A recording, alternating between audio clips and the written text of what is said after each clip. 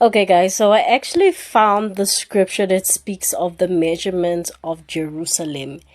And funny enough, guys, this measurements, the New Jerusalem is actually smaller than the province of Gauteng.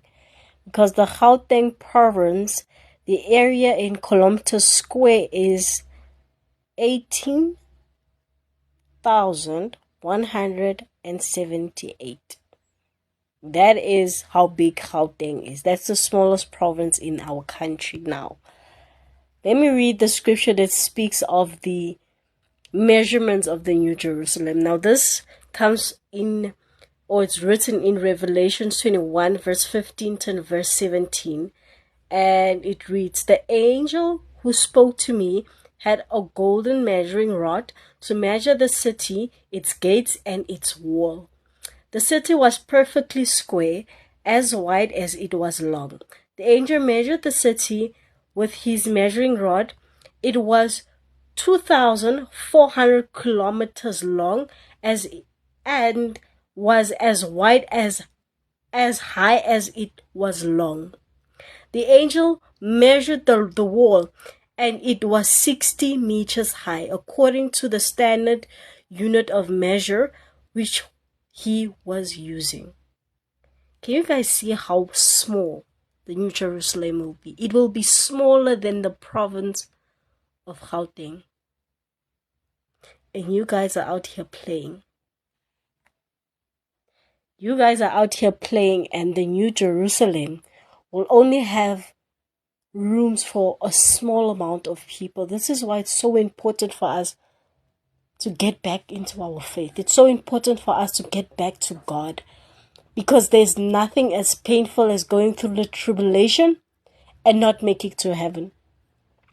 And what is also quite scary is that in heaven, God did say we will recognize each other. So you will recognize the people that are in heaven, and you will know who is there and who is not. You will know that your children didn't go. You will know that your husband didn't come. You will know that your mother's not there. You will know that the siblings that you were fighting with is not there. You will know. We will know each other.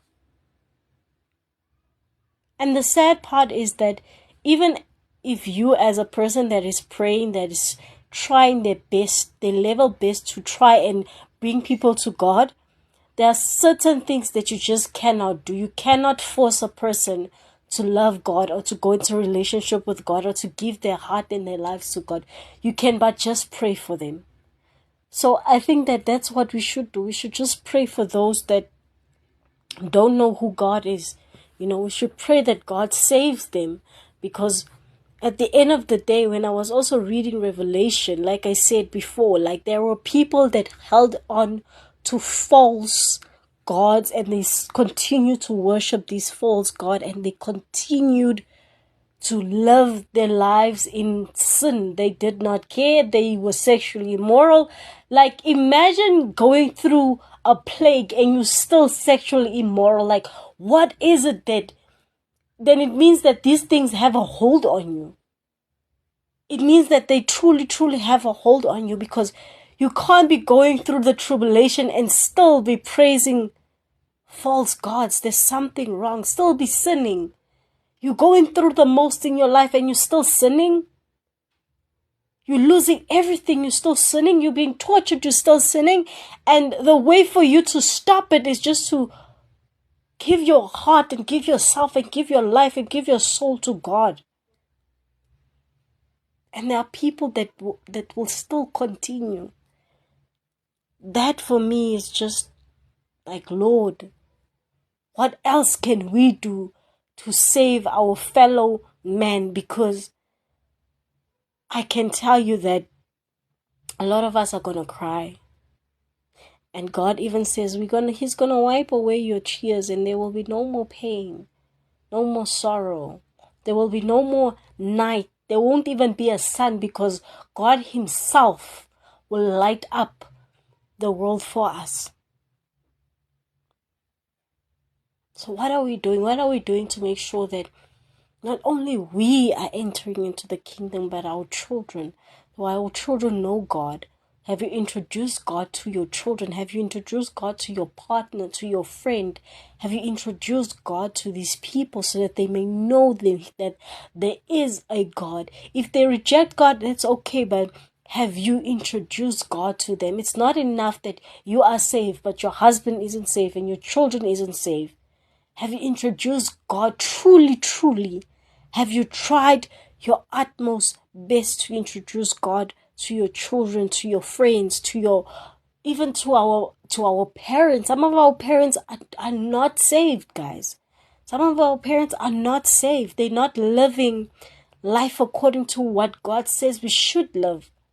And this is why also our houses are such a mess, because the head of the home don't know who God is. The head of the household don't know who God is.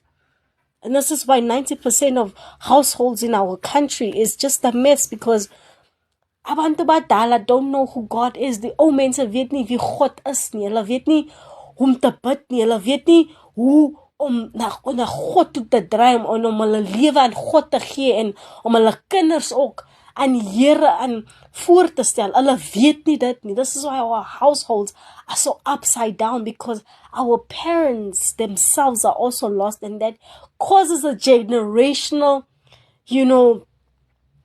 train of children being lost. And it's going to take so much for those children to break off and break away from that train. That is because, when you see a train, the what is connected to the main thing, or the control room, the control room is the only place where you can control where the train goes. Everything else attached to it goes where the control room takes it.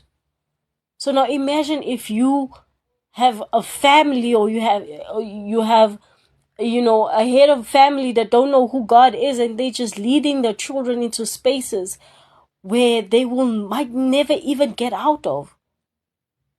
But I truly believe that God saves.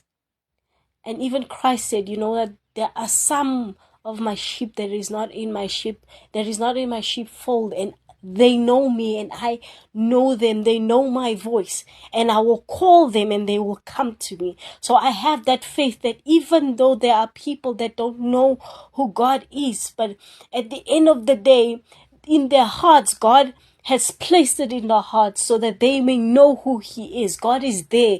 The light is there. It doesn't matter if they're not going to church. It doesn't matter if they're not praying to Him. But God says, I know my sheep.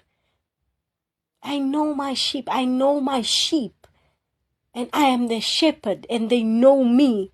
So when I call them, they will come to me. So that gives me faith that even though you might see people not living according to what God says we should, they might just be the 99% that God says. God might just remember them. But anyway, you guys, let me end my vlog here with the scripture. I hope you guys are having an amazing Sunday. I pray that this flu goes away so that I can be at my most 100%. Had a lovely day at church also. It was Mother's Day ceremony, and yeah. So happy Mother's Day to all the mothers also out there, and may God continue to bless you. May God continue to keep you, in His memory, and to keep you in His thoughts, and to continuously bless you with the strength and the patience to take care of your families also. But yeah, God bless and God bless.